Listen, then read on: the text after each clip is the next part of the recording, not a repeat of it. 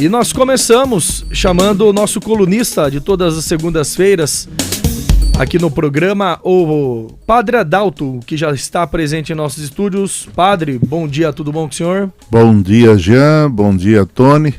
É uma alegria. Marquinhos, ó, Tony. Bom dia. Jean e Marquinhos. Olha, Já tá vendo? Automaticamente me excluindo aqui. e era Tá mais vendo? provável ele errar o meu nome, não, ele errou Olha o seu. só.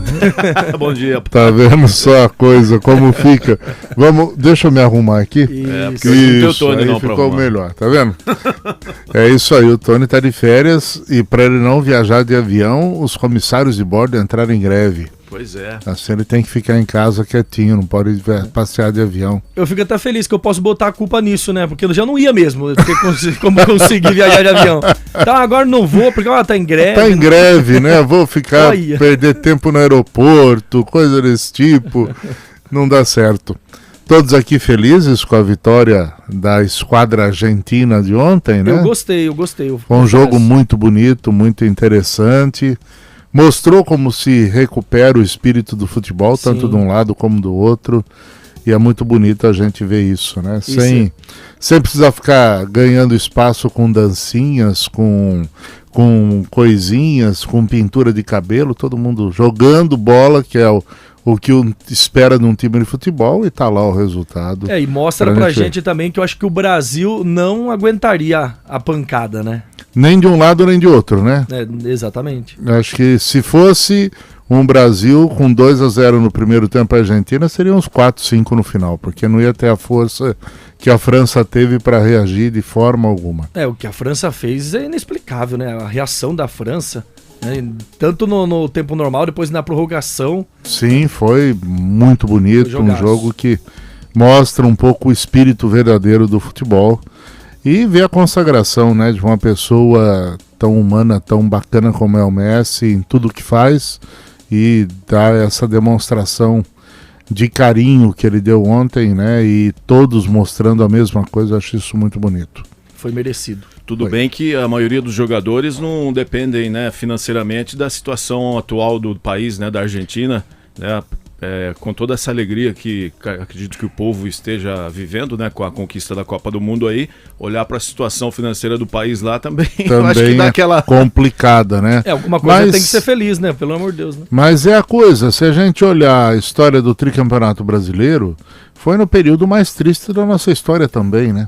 Exato. O futebol, infelizmente, muitas vezes o futebol acaba gerando, né, esse tipo de compensação. Ele acaba muitas vezes ajudando a distrair diante de uma realidade tão crítica, tão grave, mas faz parte da história. Se fosse só lá, a gente diria, podia ser a França, mas vocês viram ontem, não sei se vocês acompanharam pelas empresas de notícia, mas o quebra-quebra que foi na França, a Champs-Élysées, o público todo entrando em briga corporal com a polícia, mais de 200 pessoas presas por causa do protesto, porque a seleção perdeu, porque a França também está numa situação triste, né, em termos de política, em termos de administração, e o resultado está aí, mas...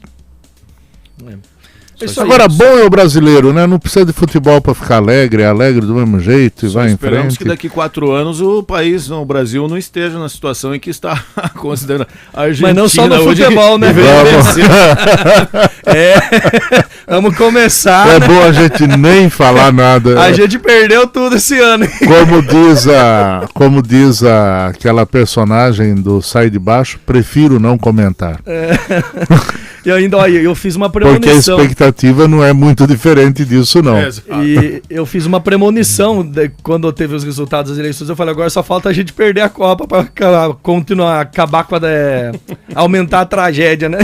Mas a semana passada eu comentei aqui, eu falei, eu gostaria que fosse Croácia e Marrocos da final, mas vai ser França e Argentina a Argentina vai ser campeã. Lembra que eu falei semana passada aqui, né? Sim. E realmente foi. E quem diria a zebra? Eu sei que não é de futebol que o senhor vai falar, ou já é, né? Não é futebol. Não, mas olha a zebra, né? Porque a Argentina começou perdendo.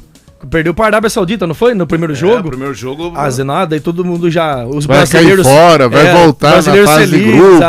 Pra você ver. Olha a reviravolta. Por isso que ainda continua valendo aquele ditado, né? Quem ri por último ri melhor, não é? Tentaram mudar, né? Quem ri por último é porque não entendeu a piada. Mas ou não. É retardado, mas não é o quem caso. Quem ri por último é porque...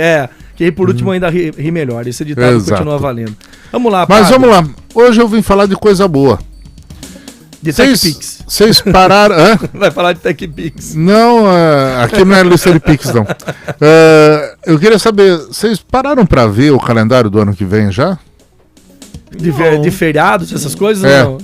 É a felicidade do brasileiro. É a felicidade do brasileiro. Olha, a lista grande ali, hein? A lista grande. Só para vocês terem uma noção, né, tirando o carnaval, que é ponto facultativo, não é feriado, mas o povo faz feriado, né, 20, 21, 22 de fevereiro, a sexta-feira da Paixão, que é tradicional, é sexta-feira mesmo, mas aí você pega, começando os feriados, 21 de abril, sexta-feira, 1º de maio, segunda-feira, 8 de junho, quinta-feira, 7 de setembro, quinta-feira, 12 de outubro, quinta-feira, 2 de novembro, quinta-feira, 15 de novembro, quarta, depois vem aí véspera de Natal e Ano Novo, que vão ser domingo, né? E o Natal e Ano Novo domingo. Olha que maravilha. Achamos algo bom pro ano que vem, então, para começar. O que vai ter de emenda de feriado de quinta para sábado e domingo, e o que vai ter de feriado na segunda e na sexta. E o Natal vai cair de novo no final de semana? Não, o Natal acho que cai no domingo. O Natal cai na segunda-feira, né? Na segunda. Então daí a véspera essa semana é o sábado pro domingo. E a semana que vem a véspera é o domingo e o Natal é na segunda. No ano que vem, né, no caso. Muito então bem. Pro ano que vem, espera-nos um ano cheio, topa você ficar aí pra você guardar, marcar suas férias. Finais de semana cheio de finais de semana prolongado. Vamos ver quando a gente vai dar uma esticadinha. E aí faltam os feriados municipais, coisa parecida. Mas olha só, eu estava olhando hoje, eu falei, acho que vale a pena a gente pensar, né? E olhando para estas datas, pensar um pouquinho como é que a gente se programa, né? Nas nossas atividades, nas nossas coisas. Porque quando a gente olha aí, vira uma festa. Só que na prática, isso traz consequências enormes, né, para o setor produtivo, para uma série de outras coisas. E um outro detalhe que eu gostaria só de comentar, eu estava olhando, eu gosto de acompanhar o setor político, econômico, social, é a inversão que o Congresso Nacional fez no orçamento que vai ser agora aprovado nesta semana, quarta-feira. Vocês viram que o Supremo Tribunal ontem aprovou que os gastos com o Brasil, o Salário Família, ou Bolsa Família, ou como estão chamando, né, Auxílio Brasil, ele não precisa estar contemplado no orçamento. Temos a por matéria ser aqui, uma questão extraordinária. Então essa história da PEC que estão querendo votar, está mais do que claro que vai ser para outras coisas. Não precisa passar mais, porque o STF próprio já aprovou, então os donos do poder já disseram que pode, então pode fazer. Absurdo, né? Mas o que me chamou a atenção, olhando para o orçamento, a Comissão Mista de Orçamento, ela fez uma mudança onde ela destinou para o agronegócio o ano que vem apenas R$1 milhão de reais. E para a cultura, ela reservou 7 milhões. Eu não sei se é milhões ou bilhões. Eu sei que para a cultura tem 7 vezes mais do que para a agricultura. Então esse é o Brasil que está se desenhando para 2023. Por aí a gente vê como vai ser ou como vão ser as coisas, né? Sabemos muito bem que quando não há o subsídio do governo para a produção agrícola, o preço sobe, as condições caem e a situação fica muito séria. Então, só para a gente pensar, essa é uma mudança que me chamou a atenção dentro do projeto que está aí, né? Eu não sei, desculpem, eu não sei milhões ou bilhões, mas a proporção é essa, de 1 para 7. Então, cultura 7, produção agrícola 1. Ou seja, vai ser um Deus nos acuda. 2023 é milhões. É milhões. Milhões. Então isso significa que, né, o circo está garantido. Vamos ver se vai ter pão. Muito bem. Só complementando então o que o padre comentou, tem a matéria separada aqui, que a manchete é isso aí: recursos para o pagamento da renda mínima estão fora do teto de gastos. Exato, então não precisa aprovar a PEC fura-teto. Daí até complementando aqui, padre, não sei se eu posso falar. Já, vamos lá. O ministro Gilmar Mendes, do Supremo Tribunal Federal, determinou ontem que os recursos destinados ao pagamento de benefícios para garantir a renda mínima aos brasileiros estão fora do chamado teto de gastos. O ministro fixou também entendimento de que pode ser garantido dinheiro para o Auxílio Brasil pela abertura de crédito extraordinário e que deve haver uma verba suficiente para que seja mantido o valor de R$ 600. A decisão do ministro foi motivada por pedido feito pela Rede Sustentabilidade. Pela decisão, a verba necessária para pagar a diferença entre R$ 405, valor previsto no orçamento para o benefício, e R$ 600, extensão do valor atual para o ano que vem, deve ser viabilizada pelo crédito adicional, que ficará de fora do teto. O teto de gastos, lembrando que foi proposto em 2016 pelo então presidente Michel Temer, quando a área econômica era chefiada por Henrique Meirelles, e está em vigor desde 2017. O mecanismo impõe um limite no valor que o governo federal pode gastar a cada ano. O ministro ressaltou que a proposta de orçamento da União para 2023 previa a redução do valor do benefício do Auxílio Brasil para R$ 405, ou seja, corte de quase 1/3 do valor do pagamento, o que agravaria ainda mais a situação da população vulnerável e representaria perda de valor frente à inflação. Na decisão, para finalizar, o ministro diz que o pagamento é possível porque existe um espaço fiscal aberto a partir da aprovação de novas regras para o pagamento de precatórios que, na prática, limitam o valor destinado a este fim em cada proposta de orçamento. Então, esta é a matéria. É isso que nós estamos comentando. Então, o judiciário já determinou, a votação da Câmara vai se tornar inócua, a não ser que eles realmente queiram assumir que estão dispostos a dar um cheque em branco para que a corrupção volte a campear livremente no país. Então, essa é a perspectiva. De um lado, boas notícias com um monte de feriado, do outro lado, as dificuldades financeiras que vão vir por aí. Tem que ter algo para balancear, né? E antes de ir embora, um Feliz Natal para vocês, para todos que nos acompanham aqui pela Raízes. É uma alegria ter partilhado com vocês esse espaço esse ano. E pelo jeito, ano que vem estamos de volta, né? Opa, mas... Ou já tem comentarista novo, o padre tá de folga. Não, ainda não conseguimos fazer entrar em acordo. Já estamos atrás do outro padre.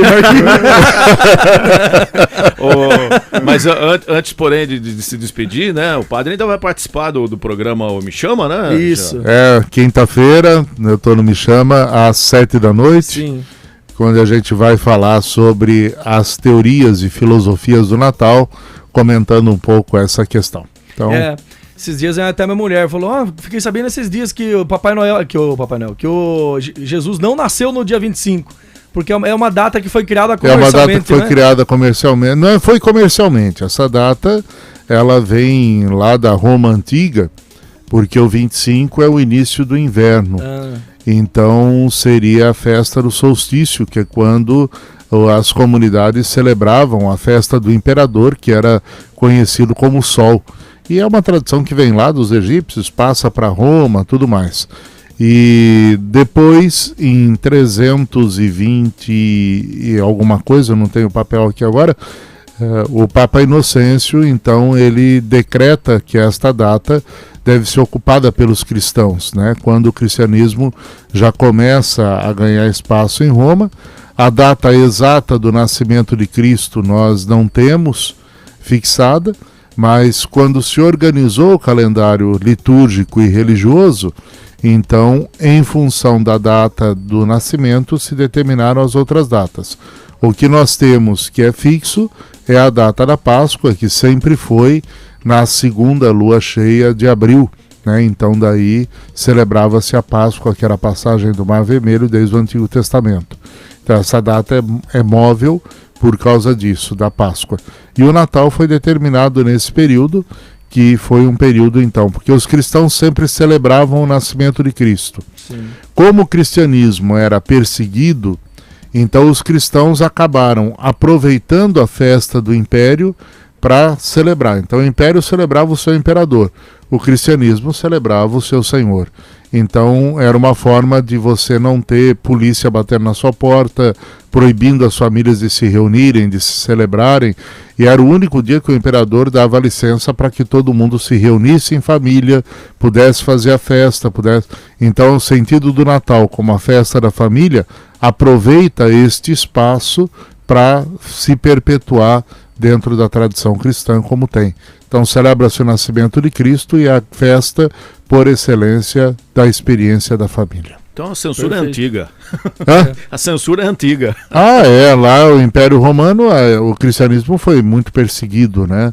Tanto que os primeiros santos são todos mártires por causa disso, porque professavam a fé e eram martirizados, eram colocados no estádio para serem comidos pelos leões e tudo mais, e o povo de Roma tem essa tradição. Então esse que é o sentido aí da festa. Muito bem. Obrigado pela breve explicação, tá bom. Interessante. Quinta-feira a gente vai falar mais sobre isso. Perfeito. Tá bom? Maravilha. Valeu, Mais padre. um bom Natal para quem nos ouve. Convido vocês a quinta estar com a gente e vamos estar juntos celebrando aí esse momento. Tá bom? Um abraço.